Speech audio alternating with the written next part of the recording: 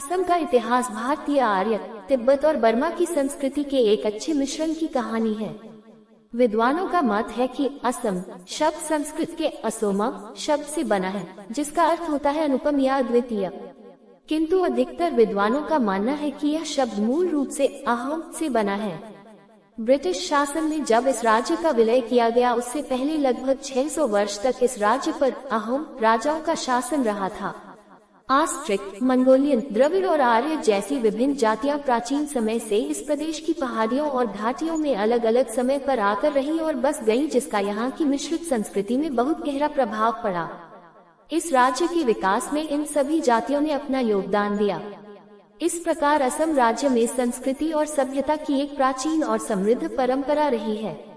असम राज्य में पहले मणिपुर को छोड़कर बांग्लादेश के पूर्व में स्थित भारत का संपूर्ण क्षेत्र सम्मिलित था तथा उपनाम विषम भौम्याकृति के संदर्भ में अधिक उपयुक्त प्रतीत होता था, क्योंकि हिमालय की नवीन मूलदार उच्च पर्वत श्रेणियों तथा पुराकैम्ब्रियन युग के प्राचीन भूखंडों सहित नदी ब्रह्मपुत्र निर्मित समतल उपजाऊ मैदान तक इसमें आते थे।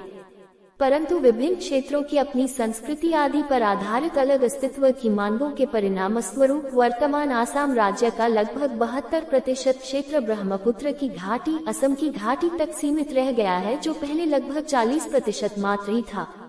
प्राचीन भारतीय ग्रंथों में इस स्थान को प्रागज्योतिषपुर नाम से जाना जाता था। महाभारत के अनुसार कृष्ण के पौत्र अनिरुद्ध ने यहाँ की उषा नाम की युवती पर मोहित होकर उसका अपहरण कर लिया था। श्रीमद् भागवत महापुराण के अनुसार उषा ने अपनी सखी चित्रलेखा द्वारा अनिरुद्ध को अपहरण करवाया। ये बात यहाँ की दंतकथाओं में भी पाया जाता है कि अनिरुद्ध पर मोहित होकर उषा ने ही उसका अपहरण कर लिया था। इस घटना को यहाँ कुमार हरण के नाम से जाना जाता है। ब्रह्मपुत्र का मैदान, जो कि संपूर्ण उत्तरी भाग में फैला हुआ है, इसकी ढाल बहुत ही कम है, जिसके कारण प्रायः ये ब्रह्मपुत्र की बाढ़ से आक्रांत रहता है। यह नदी इस समतल मैदान को 2 समान भागों में विभक्त करती है, जिसमें उत्तरी भाग हिमालय से आने वाली लगभग समानांतर नदियों सुबनसिरी आदि से काफी कट गया है। दक्षिणी भाग अपेक्षाकृत कम चौड़ा है। गुवाहाटी के समीप ब्रह्मपुत्र मेघालय चट्टानों का क्रम नदी के उत्तरी कगार पर भी दिखाई पड़ता है। बूढ़ी देहिंग, धनसिरी तथा कपिली ने अपने निकासवर्ती अपर्दन की प्रक्रिया द्वारा मिकिर तथा रेगमा पहाड़ियों को मेघालय की पहाड़ियों से लगभग अलग कर दिया है। संपूर्ण घाटी पूर्व में 30 मी से पश्चिम में 130 मी की ऊंचाई तक स्थित है, जिसकी औसत ढाल 12 से मी प्रति किमी है। नदियों का मार्ग प्रायः सर्पिल है। 2. मिकिर तथा उत्तरी कछार का पहाड़ी क्षेत्र भौम्याकृति की दृष्टि से एक जटिल तथा कटाफटा प्रदेश है और आसाम घाटी के दक्षिण में स्थित है। इसका उत्तरी छोर अपेक्षाकृत अधिक ढलवा है।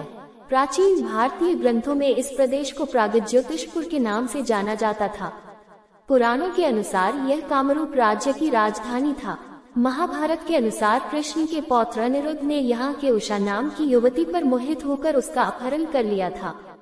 हालांकि यहाँ की दंतकथाओं में ऐसा कहा जाता है कि अनिरुद्ध पर मोहित होकर उषा ने ही उसका अपहरण कर लिया था। इस घटना को यहाँ कुमार हरण 2 के नाम से जाना जाता है। महाभारत काल से लेकर 7वीं सदी के मध्य में भास्कर वर्मन के शासन काल तक यहाँ पर एक ही राजवंश का शासन रहा था। इसकी जानकारी हमें भास्कर वर्मन के दुबी और निधानपुर के ताम्रपत्र, नालंदा से प्राप्त वंशावली संबंधी मुद्राओं और बाणभट्ट और हवेनसांग के विवरण से मिलती है। इस वंश का दावा है कि उसकी उत्पत्ति असुर नरक से हुई थी। महाकाव्यों और पुराणों के अनुसार यह विष्णु के वराह अवतार और पृथ्वी का पुत्र था। इसलिए इस वंश को भौम अर्थात भूमि का पुत्र भी कहा जाता है। इस राजवंश के शिलालेखों में दावा किया गया है कि राजा भागदत्त और उसके उत्तराधिकारियों ने कामरूप में लगभग 3000 वर्षों तक शासन किया और उनके बाद पुष्यवर्मन राजा हुआ। पुष्यवर्मन समुद्रगुप्त का समकालीन था। नालंदा की मुद्रा में पुष्यवर्मन को प्रगज्योतिष का स्वामी कहा गया है।